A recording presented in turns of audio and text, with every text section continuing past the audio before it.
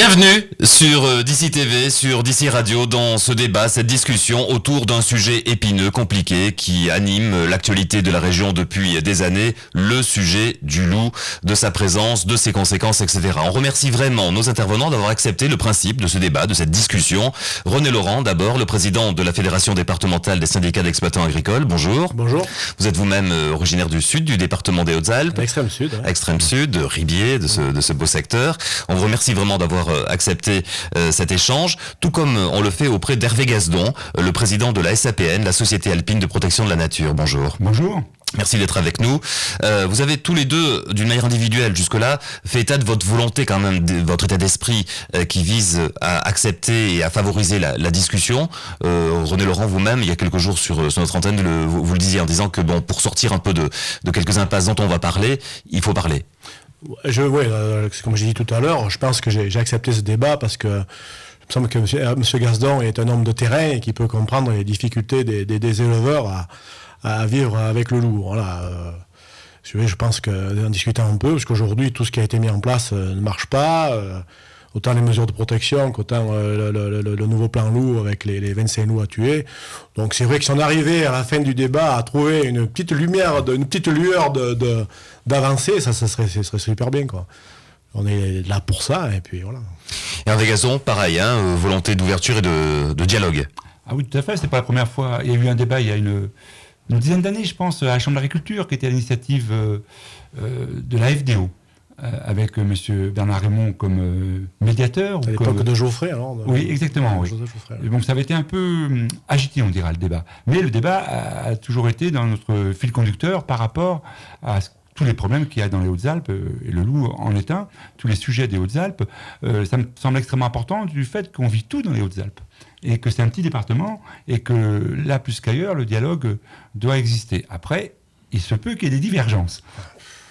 Alors, on a tenté d'organiser un peu cette discussion d'une manière finalement assez simple. On va se poser la question de l'opportunité ou pas de la présence du loup dans nos territoires, de l'origine finalement de son retour jusqu'à la situation d'aujourd'hui. Et on a convié pour vous poser des questions sur ce sujet Maurice Fortoul, journaliste bien connu, historique du département des Hautes-Alpes et des Alpes du Sud, d'être avec nous. Merci Maurice. Bonjour Jean-Marc. Et puis dans un deuxième temps, on conviera Annick Berger, le responsable de l'information de DC TV et DC Radio, à nous rejoindre pour parler des plans loups, de la gestion finalement de la problématique du loup dans le volet protection, mais également dans le volet des conséquences et des aides et des accompagnements suite aux attaques de loups. Et puis on vous invitera à la fin, l'un et l'autre, à conclure un petit peu cette conversation avec, comme vous le disiez, peut-être, on l'espère tous, quelques perspectives pour quitter la défiance, parce que c'est ce qui a motivé cette rencontre finalement, dans laquelle se trouvent un petit peu partisans du loup et opposants du loup, défiance qui est apparue à la faveur d'un fait divers, j'allais dire, bien plus avec une ampleur inhabituelle. Les 88 brebis tuées, pas très loin d'ici d'ailleurs, à Prunières, au pied des aiguilles de Chabruyères. Et là, on a senti qu'il y avait un moment de bascule, en tout cas à échelle de notre territoire des Alpes du Sud. Premier volet donc de notre conversation, de l'opportunité ou pas de cette présence du loup dans nos territoires et dans nos alpages. Maurice Fortoul. Eh bien, moi j'ai une question, c'est la suivante. Est-ce que le loup avait besoin d'une loi, d'une organisation protectrice de la France pour survivre en Europe occidentale? Donc elle m'est adressée cette question. Oui, par exemple. Je pense que déjà sur le fond, il y a toute la place de l'homme et de la nature. C'est déjà un problème qu'il faut se poser dès le départ.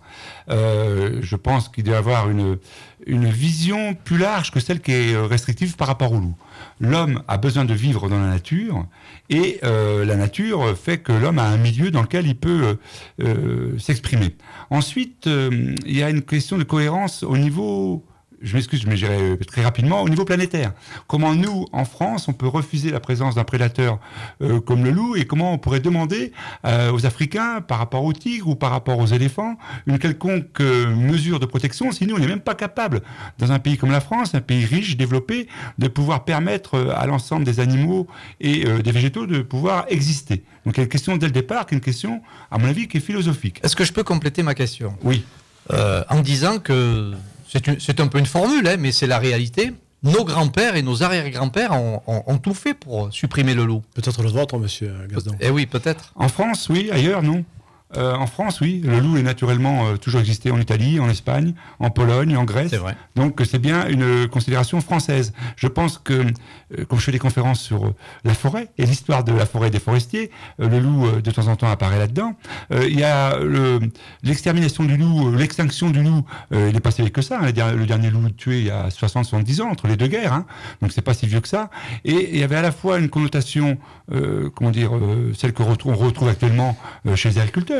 Donc tuer le loup qui était un prédateur par rapport au troupeau, mais aussi d'autres considérations qui étaient des considérations beaucoup plus philosophiques, le tout étant représentatif du diable. Donc il y avait des considérations qui étaient beaucoup plus représentatives, ou le chaperon rouge. Donc il n'y avait pas qu'une considération matérielle, il y avait des considérations philosophiques qui étaient liées à ceux qui pourfendaient le loup à cette époque-là. Est-ce que je peux compléter dans la foulée du petit chaperon rouge qu'Hervé Gasdon vient d'évoquer, en Italie précisément, puisque Hervé, vous avez indiqué qu'il y a toujours eu du loup en Italie. En Italie, le loup, c'est plus exactement la louve qui a élevé Romus et Romulus, les fondateurs de Rome. Donc oui. on a effectivement une philosophie, ou en tout cas un imaginaire totalement différent. Oui, exactement. Tu peux expliquer ce qui se passe actuellement. René Laurence. Ouais, enfin, moi, je pense, vous n'avez pas complètement répondu à la question quand il vous demandait est-ce que le loup était vraiment une race menacée en Europe. Je crois pas. Après, je pense que chez nous, dans les Alpes, on a un système pastoral un peu particulier où on a des grandes étendues en montagne où les bêtes vivent en liberté. Surveiller la journée et pas forcément la nuit. C'est un système. Je pense que c'est pour ça aujourd'hui que le loup ne peut pas cohabiter.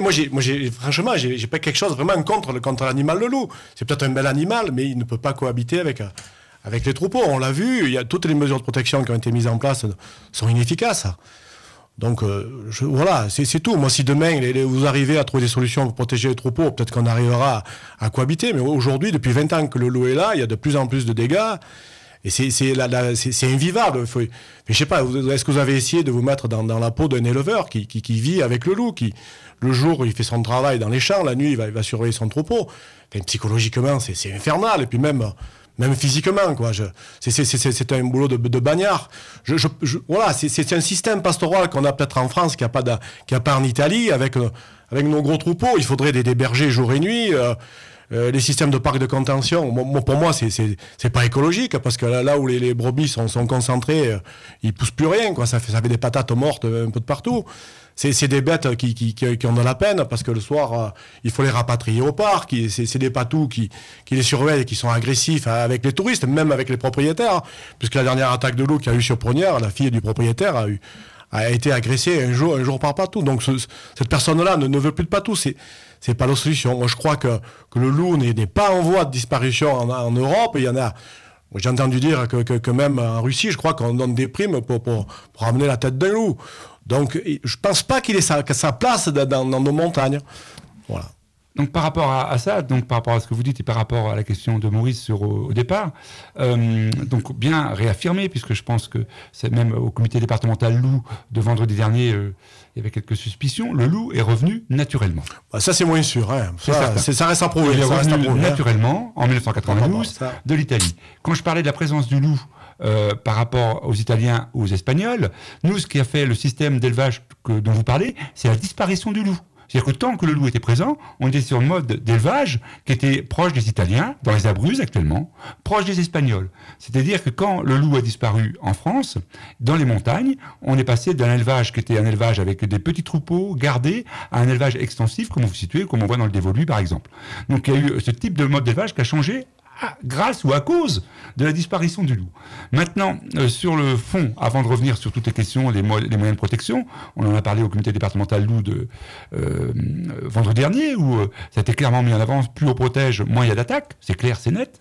Donc c'était les statistiques qui ont été données par le CFS et par la DDT, donc on reviendra là-dessus tout à l'heure. Mais pour revenir sur...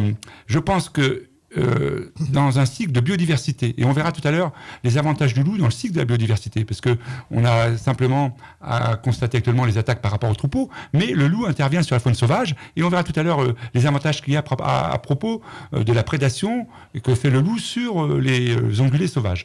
Donc par rapport à ça, moi je pense que le loup est, je ne sais pas si c'est une extinction ou une augmentation au niveau de l'Europe, je dis simplement que chaque pays avec la Convention de Berne, avec la directive Habitat, se doit de respecter ces documents, ces règlements qui sont issus d'une concertation nationale et d'un vote de nos élus.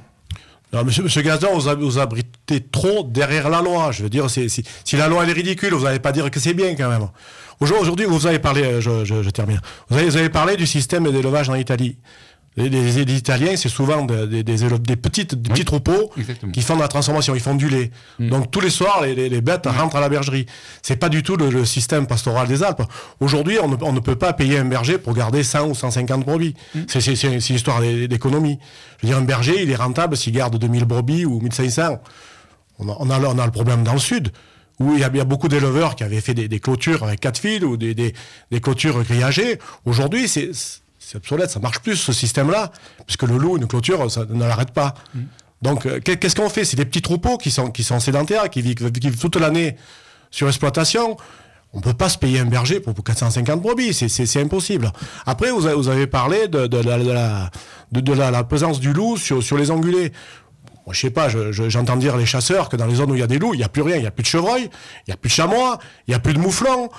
Et alors, pire que ça, les chevreuils qui fuient là où la présence du loup, ils se concentrent dans d'autres zones où ils commencent à faire des dégâts sur les arbres, des dégâts dans les cultures. Donc on peut pas dire que le loup soit un équilibre. Il fait le vide autour de lui. Non, absolument pas. Ça, c'est votre opinion, parce que je pense que vous regardez pas, vous avez l'impression que vous avez des œillères. Non, pas du tout, absolument pas. Je regarde les résultats des plans chasse. Dans les Hautes-Alpes, les chasseurs n'arrivent pas à faire tout le plan de chasse. Et dans les endroits où il y a le loup, encore moins. C'est-à-dire que c'est pas lié à la diminution des troupeaux, parce que c'était le cas avant. Quand on regarde, par exemple, les dégâts qui étaient causés aux forêts avant l'arrivée du loup, sur les régénérations naturelles, elles étaient là par une surpopulation d'ongulés sauvages. Le loup a été un des facteurs d'équilibre entre la nature, la forêt, donc la régénération naturelle, l'homme, et puis les animaux. Ce qu'ont pas été capables de faire les chasseurs, parce qu'il y avait trop de population par rapport au nombre de chasseurs. Donc celui qui remet à niveau l'équilibre, ce sont les loups. Par contre, est-ce qu'on peut admettre, par exemple, que des animaux, quels qu'ils soient, détruisent la régénération naturelle d'une forêt? Non. Donc comment on peut intervenir pour diminuer cette prédation sur les régénérations naturelles liées aux mélèzes, liées aux pinsambros, liées à ce que mangent les ongulés sauvages? Il n'y a qu'un seul facteur qui était capable de le faire, c'est un surprédateur, quel qu'il soit. Puisque les chasseurs, et ce n'est pas du tout au détriment des chasseurs que je dis ça, n'ont pas eu capacité d'équilibrer les troupeaux d'ongulés sauvages par rapport à la prédation qu'ils commettaient sur l'environnement. Est-ce que c'est normal, que le loup puisse détruire des moutons impunément, quoi? Est-ce que vous trouvez ça normal? Moi, je trouve pas ça normal. Moi non plus. Voilà. Je suis tout à fait d'accord. Là, vous êtes tout de suite arrivé sur le débat propre aux éleveurs et aux bergers. Depuis que le loup est revenu dans les Hautes-Alpes, 94-96, j'ai été de ceux qui ont toujours dit qu'il était tout à fait normal, dans un cadre légal, qu'un berger ou qu'un éleveur ait un droit légitime de défense par rapport aux prédateurs, chiens errants, parce qu'il y en a pas mal, il y en a plus que de loups, qui font plus de dégâts que le loup, et les loups. Donc, il n'y a pas de problème là-dessus depuis le début.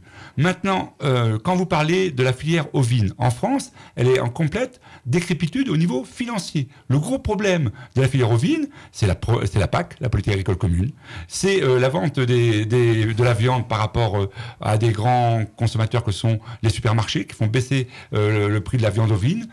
C'est peut-être une organisation de filière de proximité à trouver. Donc, les gros problèmes des éleveurs de moutons, bien avant le loup, et on verra tout à l'heure pourquoi le loup a été mis en avant, bien avant le loup, c'est la filière ovine. C'est comment peut-on vendre à juste prix la viande des moutons. René Laurence, pas mal de retard de parole. René Laurence. Ouais, mais c'est un discours que vous tenez tout le temps, les associations écologistes, de dire que le problème du loup, c'est le problème économique de la filière ovine. Moi, je dis que je pense que c'est la filière qui se porte le mieux dans le département. C'est la filière la mieux organisée. C'est la filière qui a fait le plus d'efforts sur la génétique. On fait du label rouge. Aujourd'hui, dans le département, le lait est en train, malheureusement, de plus ou moins disparaître.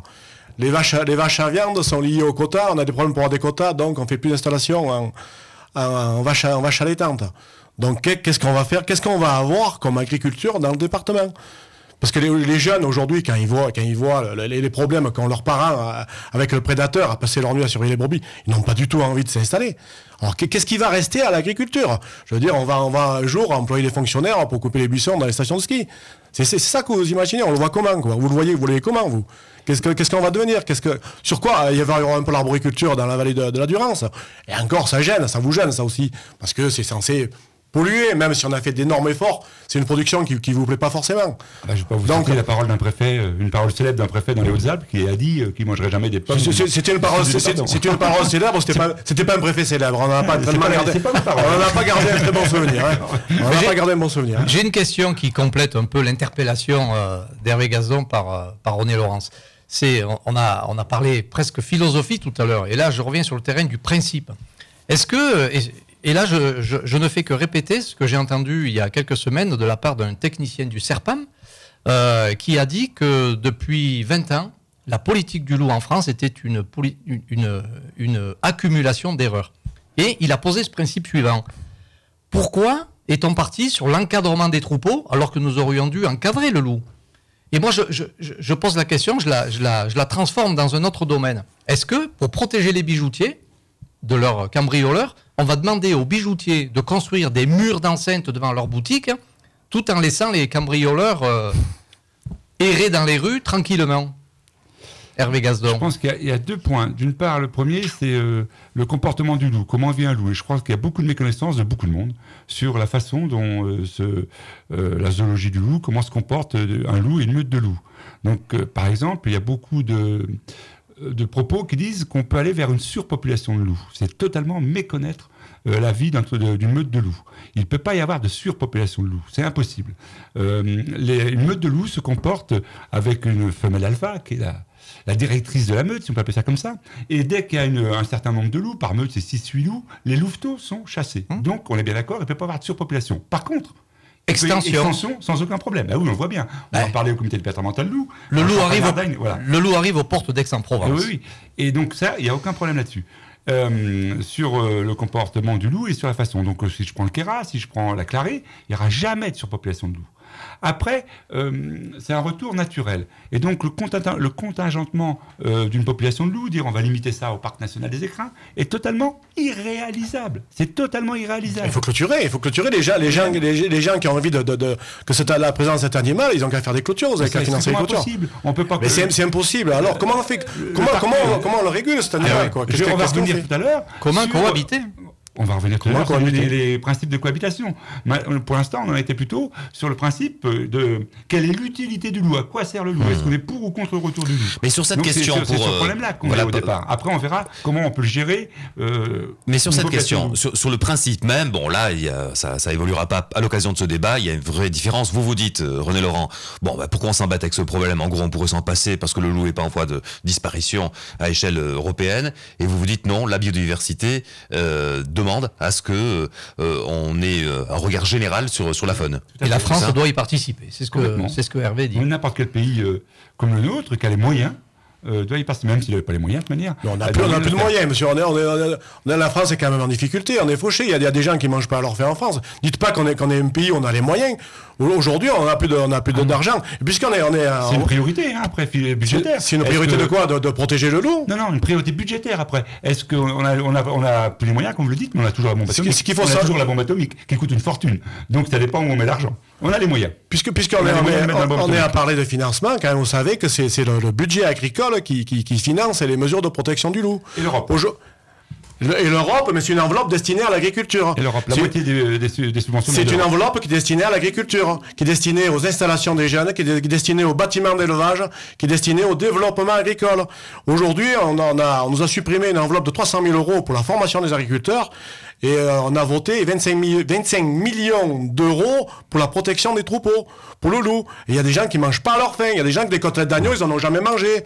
Mais je Faut le savoir, ça. Je ne peux pas souscrire à ce principe-là. Non, mais La France, c'est un PIB. C'est pas la France, c'est le budget agricole. C'est de l'argent D'accord. agricole qui finance les mesures de protection de l'eau. Donc, quand on fait, par exemple, ITER, qui coûte une fortune et qui servira jamais à rien, c'est une autre gabegie que celle que vous citez. Donc, on n'en est pas à ce niveau-là. Et je pense et ça pourrit la vie des éleveurs, en plus, quoi. Ah oui, mais c'est uniquement pour pourrir la vie des éleveurs. Moi, je pense que c'est pas un problème. Alors, on perd de l'argent, et on n'arrive plus à travailler, quoi. Non, je vous ai posé une question tout à l'heure. Est-ce que vous arrivez à vous mettre dans la peau d'un éleveur qui vit avec le loup? Essayez, vous êtes un être humain, vous avez un cœur comme tout le monde. Vous avez essayé de vous mettre dans la peau de Monsieur Arnaud le jour où il a trouvé ses 100 brebis égorgées, il y en avait un tas. Moi, je suis allé. Vous auriez peut-être dû venir vous rendre compte. Vous auriez dû venir vous rendre compte.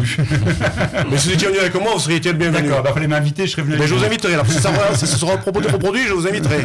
Vous auriez dû venir, au moins marquer le coup, au moins apporter votre soutien à ce tombe-là. Écoutez, les rapports entre... moi, je suis tout à fait à votre invitation, et avec vous, je suis tout à fait d'accord pour aller voir ce qu'il y a après une attaque de troupeau. Les brebis sont plus. Oui, par contre, si vous me parlez sur ce sujet-là, j'ai que modérément apprécié ce qui s'est passé le 8 novembre devant la SAPN. Hein. Quand on parle de violence, là, les violences... Ah, il n'y a pas eu de violence, il n'y a pas eu de violence, il n'y a pas eu de casse. C'est-à-dire que... les violences étaient extrêmes, et les insultes étaient au niveau des violences. Comme j'ai déjà dit, vous étiez là où il ne fallait pas être. Quoi. Vous êtes la seule association que je connaisse sur Gap. Donc on est passé vous dire bonjour, on s'est arrêté, on n'a rien cassé, il n'y a pas eu de casse. Imaginez-vous... Des insultes, j'en ai pas entendu d'insultes. Vous parlez du berger qui est mal à l'aise par rapport à une attaque de troupeau. Je le conçois. Eh ben, concevez que la même chose pour nous quand vous êtes passé devant chez nous. Exactement. Ça a duré un quart d'heure. Les attaques de loup, c'est 5 mois par an. Une agression phénoménale que moi, que je ne connais pas dans les Hautes-Alpes. Il n'y a pas eu d'agression phénoménale, on n'a rien cassé. Le mot d'ordre était clair, ne cassons rien. Saccagé. Saccagé quoi? Avec des œufs? Ça a été sali, oui. Ça a été net pour moi. Non, saccagé, c'est cassé. Laissez toutes les carcasses de moutons. Monsieur Gazdon, j'ai l'impression que ça, pour vous, c'est minime. Pensez que pour nous, ça a été une agression. Vous n'êtes pas venu sur l'alpage voir les brebis égorgées.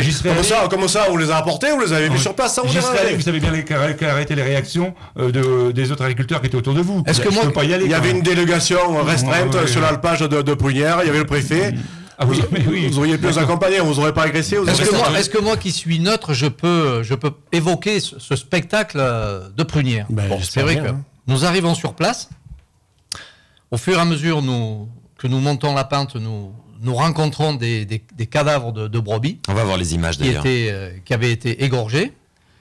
Et fait assez notable d'ailleurs, je ne sais pas si beaucoup de monde s'en est rendu compte, mais ce sont des animaux qui avaient ces brebis avaient toutes les yeux ouverts. En quelque sorte, elles ont vu la mort en face, quoi.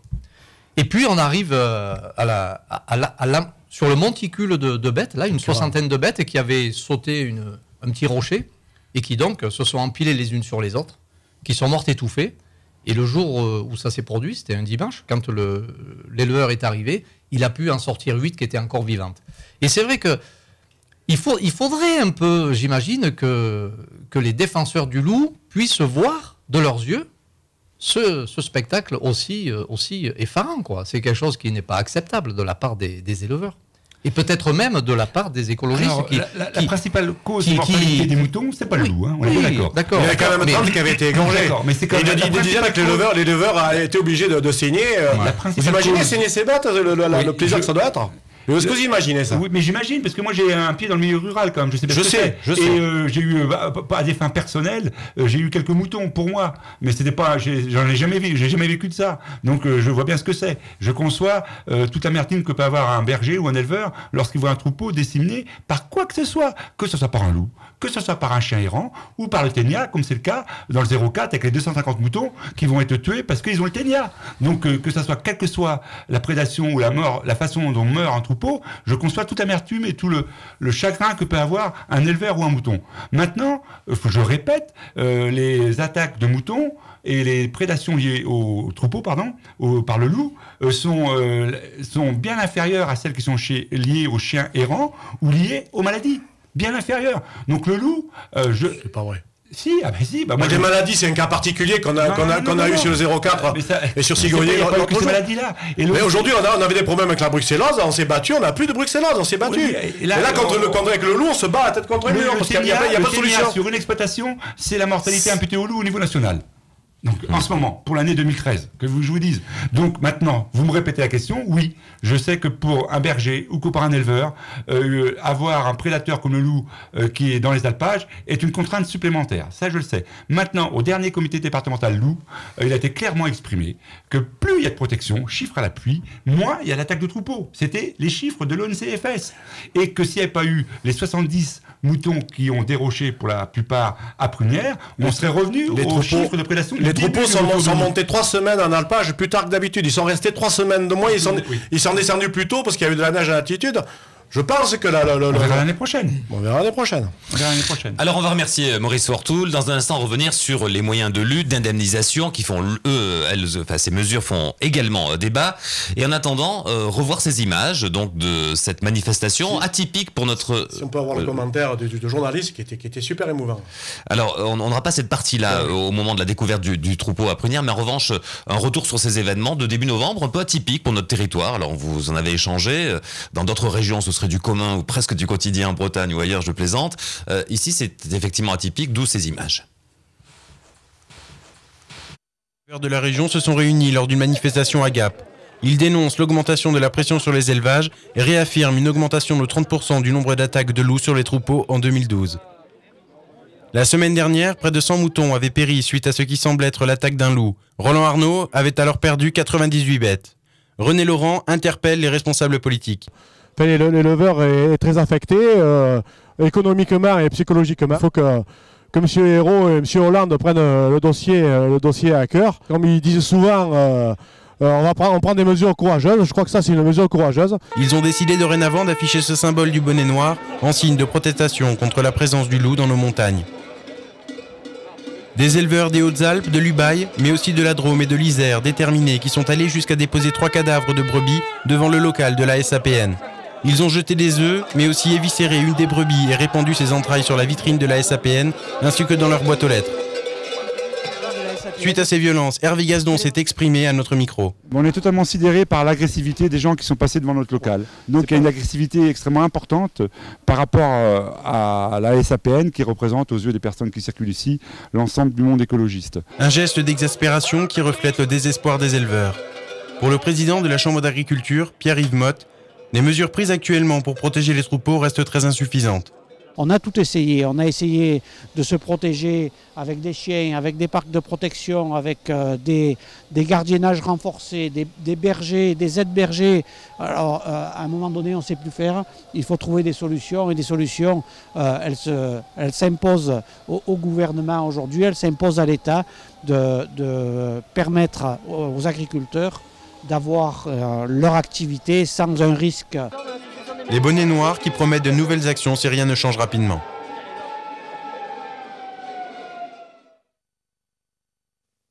Voilà pour ce retour en image sur la manifestation du 3 novembre. Vous en avez échangé un petit peu tout à l'heure. Manifestation un peu inhabituelle. C'est vrai qu'il y avait vraiment beaucoup d'émotions pendant ces quelques journées qui ont suivi ces attaques de Prunières. Hervé Gasdon, ce qui vous a choqué, vous, c'est de voir des élus cautionner cette manifestation, c'est ça ? Complètement. C'est ce que j'ai dit au comité départemental loup de vendredi dernier, en conclusion, dans les questions diverses. Je suis surpris face à une agression de ce genre, que je ne conduirai pas en quelque niveau que ce soit par rapport à des différends avec d'autres structures. J'étais surpris de voir, a posteriori, qu'aucun parlementaire, donc j'ai dit à Mme Berger qui était présente, qu'aucun élu majeur du département, des conseillers généraux, il y en a quelques-uns qui étaient dans la manif, qui étaient dans les plus agressifs d'ailleurs, ni quelques maires m'ont téléphoné pour leur soutien, ni monsieur le préfet n'ont été, après cette agression, n'ont envoyé un mot de soutien, non pas sur le fond.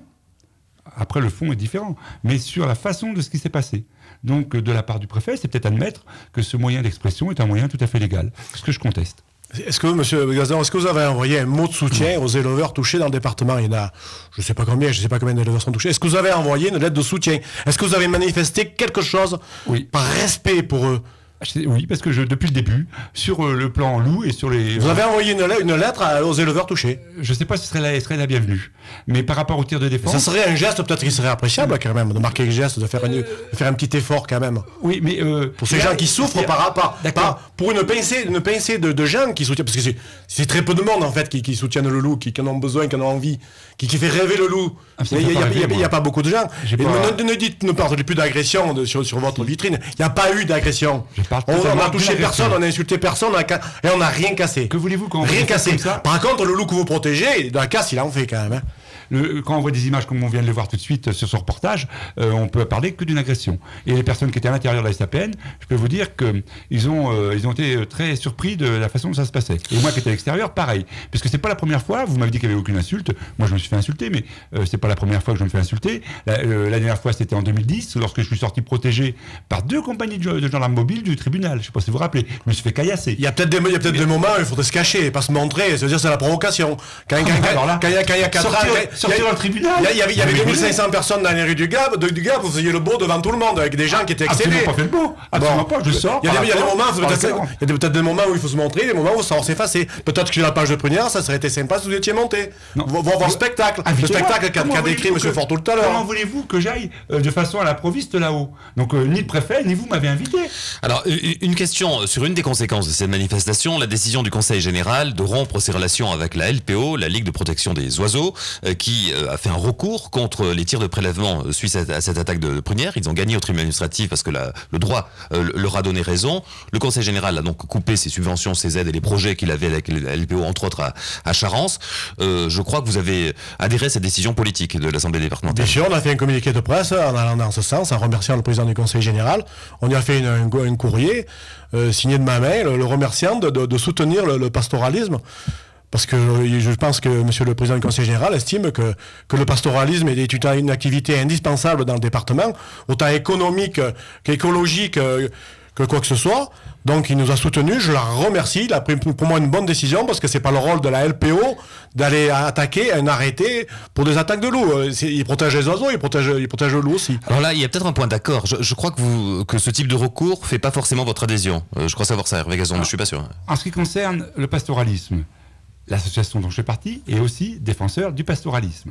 Donc le clivage n'est pas pro ou anti-loup. Moi je pense qu'il peut y avoir une conciliation entre la présence du loup, on verra tout à l'heure les mesures de protection, et le pastoralisme. Et je le souhaite.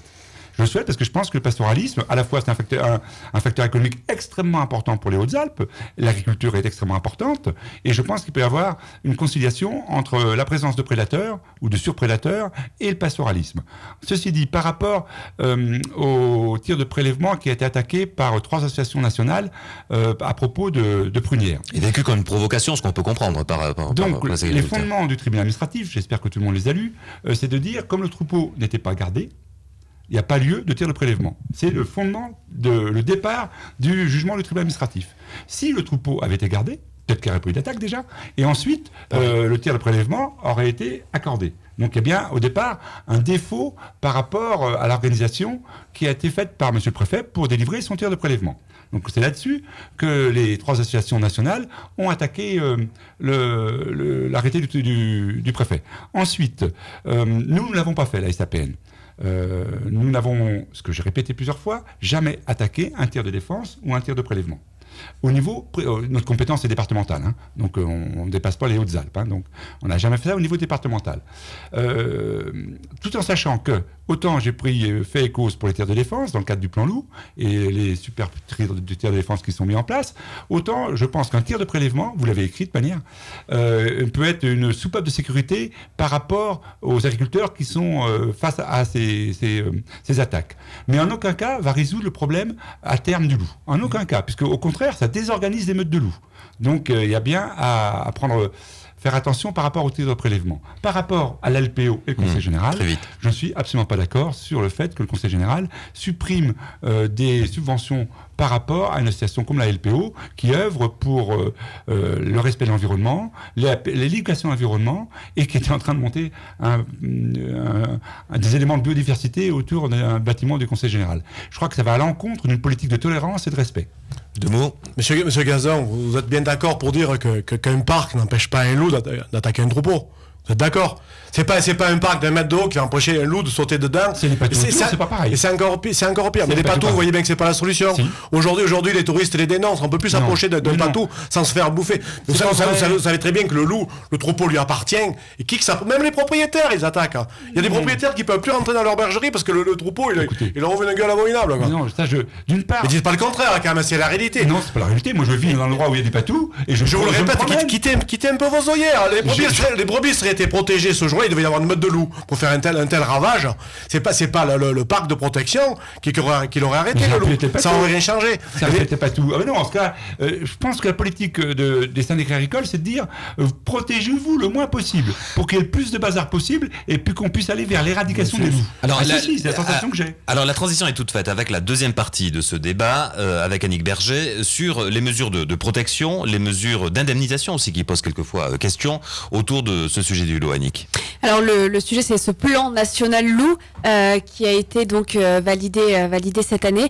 Un plan national loup qui a mis en place, on le sait, 22 tirs de prélèvement pour le loup, plus 2. Ah oui. Voilà, plus 2.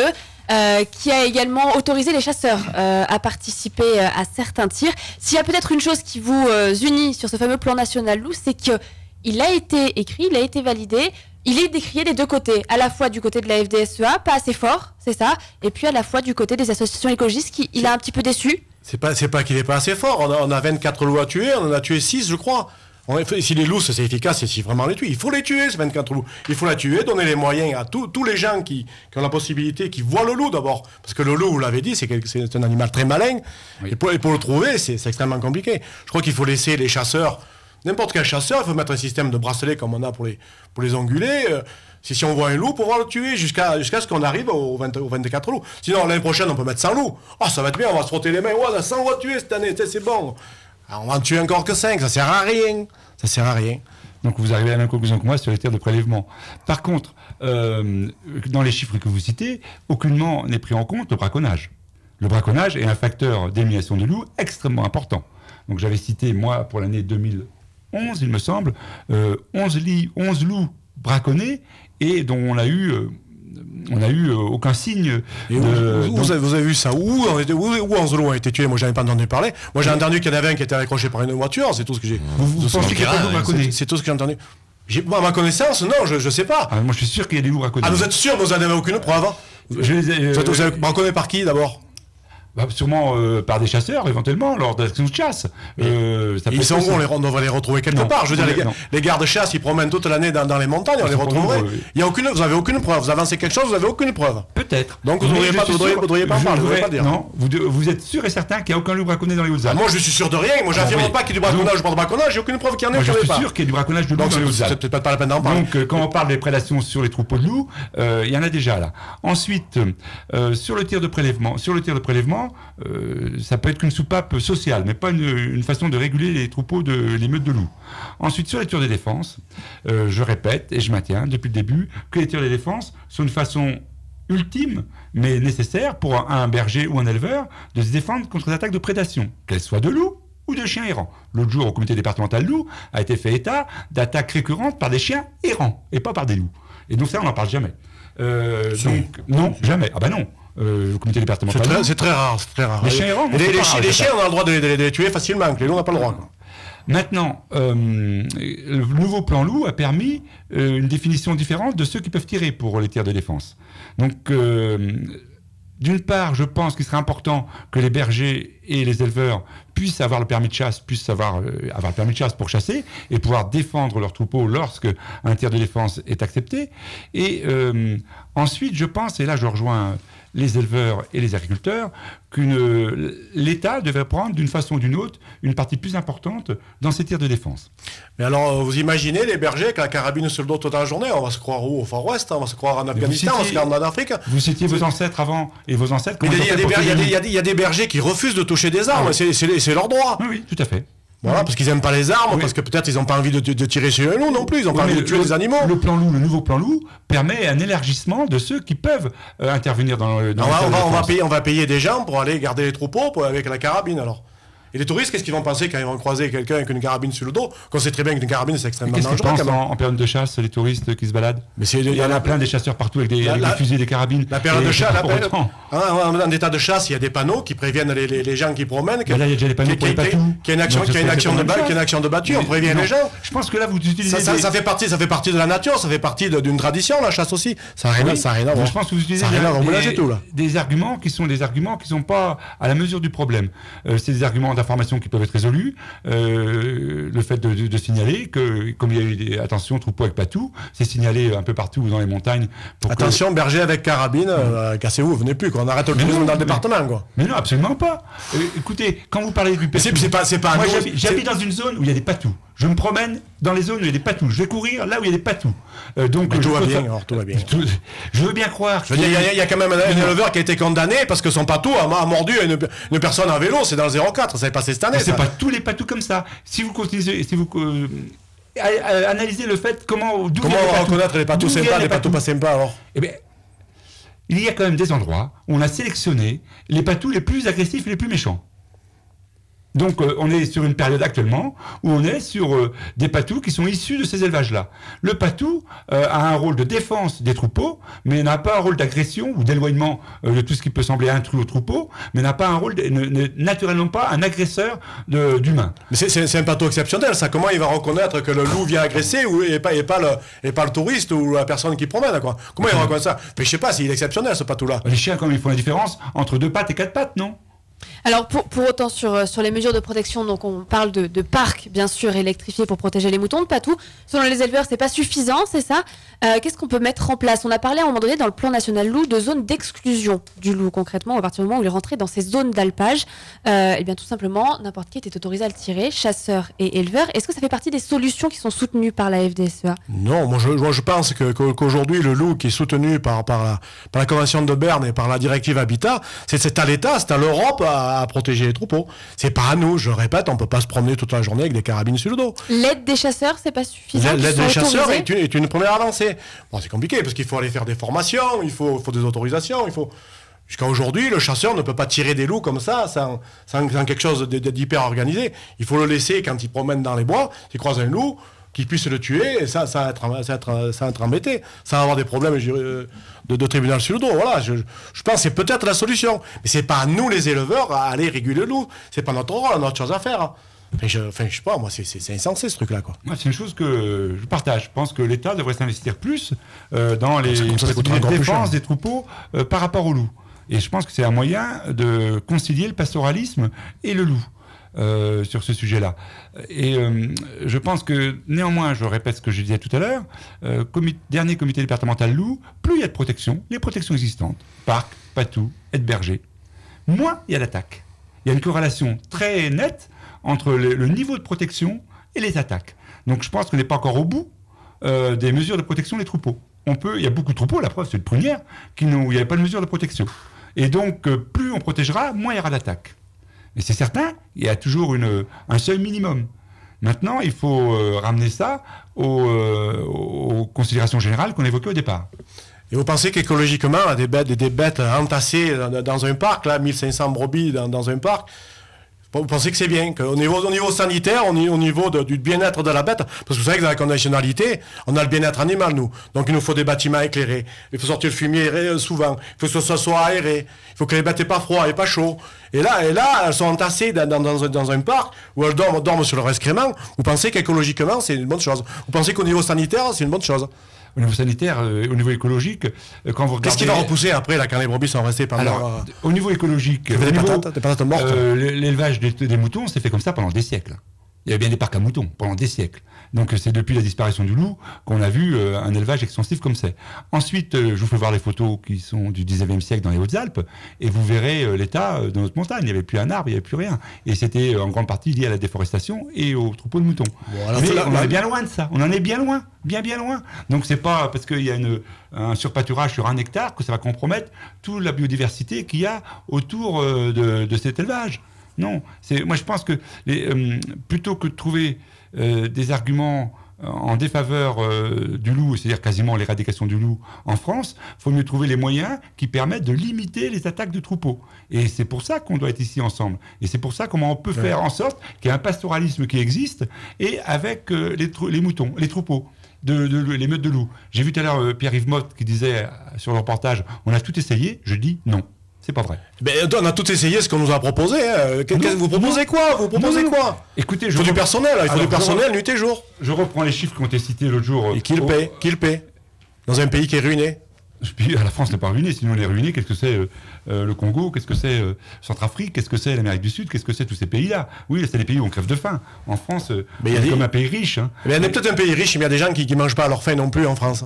C'est pas à cause du loup, quand même. Que je sache. C'est pas à cause du loup, peut-être l'argent qu'on gaspille pour le loup, on pourrait peut-être aider certaines personnes qui n'ont pas de quoi manger tous les soirs. Non, mais et ça existe. Je vais pas revenir. Ça, c'est des problèmes de considération générale. Et après, c'est de l'argent qui est foutu en l'air. Reconnaissez que c'est de l'argent foutu en l'air. Absolument pas. Absolument pas. L'argent est destiné à l'agriculture en plus. Ouais. Au moins que ce soit le ministère de l'Environnement qui le finance. Alors je prends les chiffres qui ont été cités au comité départemental loup de vendredi dernier. En indemnisation par rapport aux prédations causées par le loup, en 2012, 151 000 euros. En 2013, 140 000 euros. Donc il y a quand même une diminution de ce qui a été versé aux agriculteurs parce qu'il y a eu moins d'attaques et moins de prédations. Donc parce qu'il y a eu plus de protection. C'est très clair et c'est très net. C'est les chiffres qui sont là. Alors maintenant, il faut voir avec le temps. On verra en 2014, en 2015. Y compris le troupeau de 70 brebis de prunière là-dedans, qui a doublé quasiment les prédations pour l'année 2013. Ce qui veut dire, s'il n'y avait pas eu les attaques de prunière, on serait revenu aux chiffres de prédation du loup du début du retour du loup. Il faut reconnaître que pas tous les gars sont indemnisés, parce que les brebis de prunière, elles étaient toutes pleines, elles allaient faire l'agneau, je me rappelle plus, il me semble que c'est au mois de décembre ou janvier. Elles feront plus d'agneau, ces brebis-là. Oui, je suis bien conscient de ça, oui. Hein? Alors donc pas tous les dégâts sont payés, parce que M. Arnaud, pour acheter son troupeau, il va falloir qu'il aligne la monnaie, et les brebis, elles leur feront des agneaux que dans un an et demi s'il achète des jeunes bêtes. Donc économiquement, c'est une catastrophe, quoi. Pour lui, c'est une catastrophe. Je conçois. Voilà. C'est jamais de le reconnaître. Est-ce que quelque part, René Laurence, il n'y a pas ce sentiment dans le monde agricole qu'il y a le sujet du loup, mais par ailleurs un contexte économique difficile, un métier difficile, qui se complète de ce sujet qui est la goutte d'eau qui fait déborder le vase aussi. Est-ce qu'il y a cette notion qui compte également ? Moi, je crois pas. Moi, franchement, j'imagine qu'un éleveur, d'abord, il est éleveur par passion. Parce qu'il aime ça, on ne fait pas éleveur pour gagner de l'argent.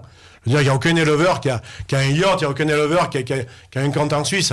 Moi, je crois pas. Non, moi, franchement, je suis pas du tout d'accord. Comme je disais, c'est l'élevage ovin qui se porte peut-être le mieux en France. C'est l'élevage qui se développe le plus. C'est là-dessus qu'on installe. C'est l'élevage ovin qu'on installe le plus de jeunes. Non, moi, je suis pas du tout d'accord. Moi, je pense aussi. C'est sous, vous le répétez tout le temps, ça, on l'entend. Même par rapport, je parle pas de la FDSEA, je parle de la FNSEA. Qui est un syndicat qui protège les intérêts des gros agriculteurs. C'est pas vrai, dans la nouvelle PAC, elle est là, il y a des aides des céréaliers vont être basculées pour l'élevage. Il va y avoir une convergence sur 5 ans. D'accord. Où toute une partie des aides vont venir vers l'élevage. Sauf que jusqu'à présent. Et la FNSEA l'a soutenu. C'était les céréaliers du bassin parisien qui empochaient le maximum d'aides européennes par rapport à la PAC. On regarde pas derrière, on regarde devant. Oui, mais on peut expliquer avec ce qui s'est passé derrière l'état de l'agriculture actuellement. Que votre président national, c'est un agro ou un industriel agroalimentaire, donc bien loin de l'agriculture paysanne, qui est la véritable agriculture, l'agriculture la plus respectueuse de la santé de ceux qui consomment les produits et de l'environnement. Donc pour l'instant, la FNSEA, je dis bien nationale, est en cause sur le modèle d'agriculture qu'on pourrait imaginer pour le XXIe siècle. Ensuite, je pense que par rapport aux politiques... Très court, on va pas passer sur le débat sur le monde agricole et l'avenir de l'agriculture.